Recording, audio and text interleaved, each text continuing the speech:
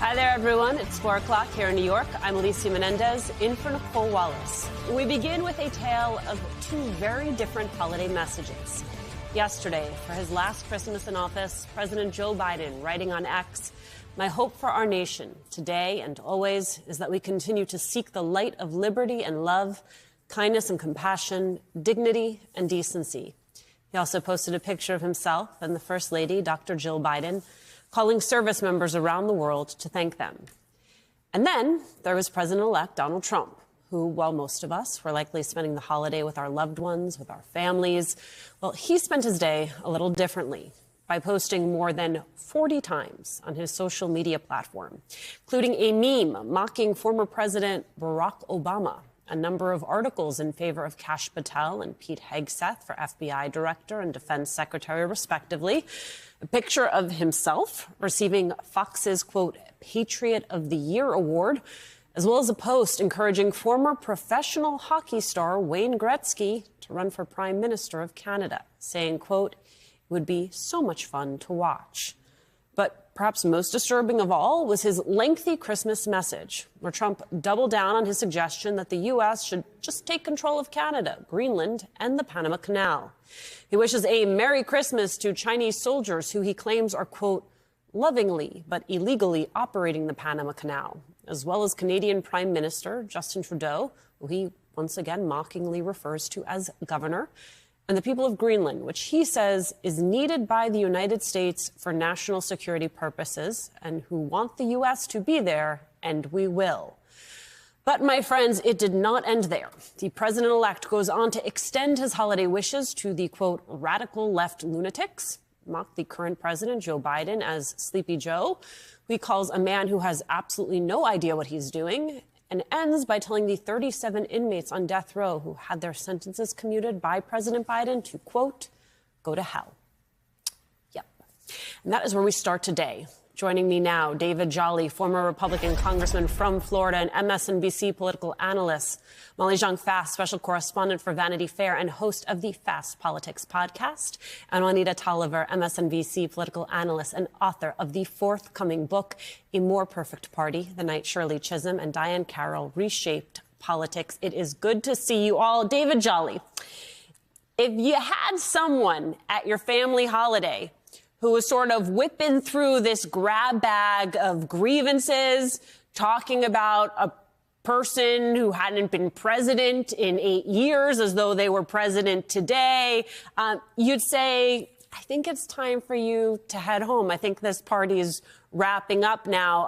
And instead, it turns out for the United States, this party is just beginning. What do you make of what we heard from the incoming president? Yeah, welcome to the next 4 years. I'll take your metaphor a step further, which is if this guy was at your holiday party last year, you wouldn't have invited him back, because this is a lot like what he did last year and what he did on Easter. I think you can look at this in two lenses. The more generous interpretation would be about Donald Trump's kind of disgusting political strategy always, which is he can't be a hero if there's not a villain. And so at a time when Joe Biden is sending out messages of unity, Donald Trump can't have that, because his rise to political power came by birtherism and injecting division and relying on the Fox News and right-wing platforms that were metastasizing division as he was coming up. So part of that is strategy. That would be a generous interpretation. I think the more likely one, if we don't overthink it, is just the raw narcissism. We see him do this on holidays, on Christian holidays. The man, Alicia, is jealous of Jesus Christ himself. We saw this last December. We saw this on Easter. We saw this now. And truly, I mean, I think this is one of those moments where you realize the man's upset about all the attention baby Jesus is getting by the Christian world on Christmas. And so at some point, he just has to start rattling the cages and saying, hey, look at me. I'm over here. I'm over here. And the way he does it is to fall back on his political strategy of saying, we're not united. We are divided. I have a bunch of enemies. You have those enemies, too. Merry Christmas, but let's get on with the fight. This is the next 4 years. I don't know if you can tell, Juanita, that David Jolly, I believe, is a preacher's son, because I watched the blush rise in your cheeks as he talked about anyone possibly being jealous of the baby Jesus. But let's just follow what David Jolly said here, right? Let's go with the most generous interpretation of the nuttiness that is coming from the incoming president. If this is, in fact, strategy, and the strategy is that in order to be the hero, there has to be a villain, he hasn't even settled on who the villain is, because then it would mean current President Joe Biden is somehow a villain. Former President Barack Obama is somehow a villain. Justin Trudeau is somehow a villain. The Chinese soldiers who are lovingly but illegally in charge of the Panama Canal, I suppose that those are villains too. This is not what we expect in the way of presidential leadership. And it would be one thing if it were just name calling, but it also is the suggestion of policy and an imperial presidency.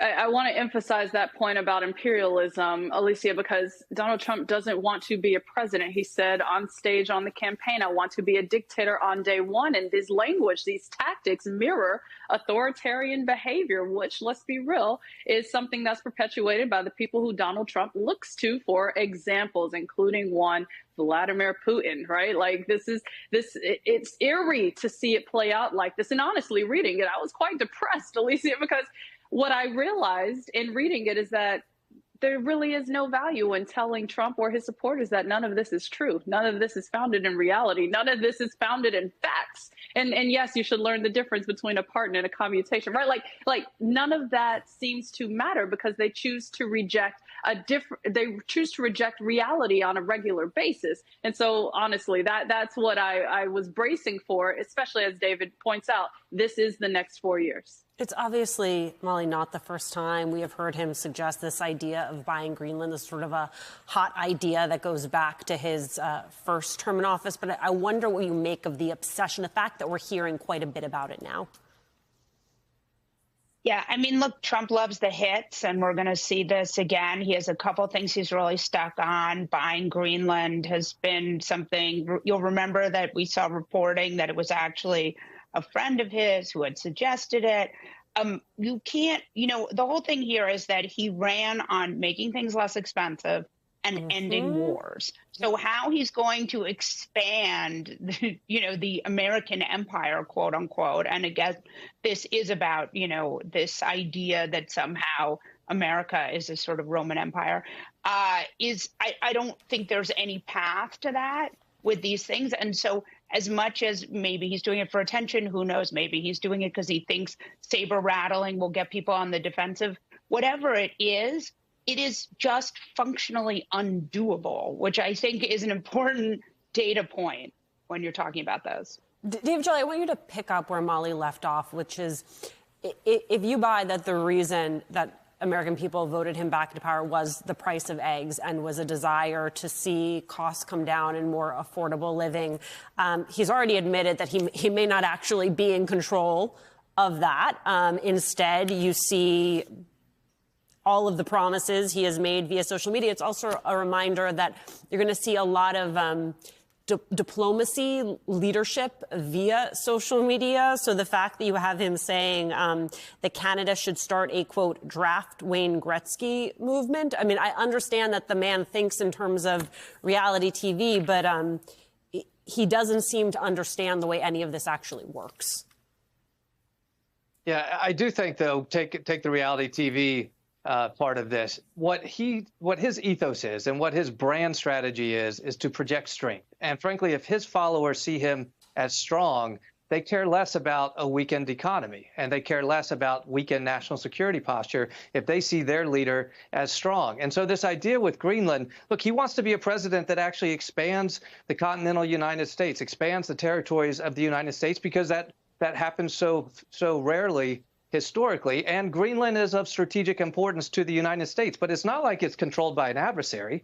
It's controlled by the Kingdom of Denmark, and we have a cooperative agreement with Greenland. We use it for a lot of national security posture right now, but Donald Trump is fixated on getting it. And so what does he do for those voters that Molly mentioned? I think ultimately, if he has any economic strategy, is this. He is going to try to burn the economy white hot, heroin into the veins for 2 to 3 years and not care about the long-term consequences of how he does that. He wants to get money moving fast. He wants to get interest rates down. He'll try to crush the independence of the Fed. We'll see if the Congress will go along with that. He'll try to renew his tax cuts. He'll ignore the long-term consequences of the increased debt. If he approaches the independence of the Fed, he'll ignore the fact that that rattles international markets. But what he wants to do is just get money moving fast and let people feel this strength that he projects, even though ultimately it's a weakness, either because it's a mixture of his kind of toxic masculinity with raw ignorance or with irresponsible decision making. But for the moment, it'll feel great.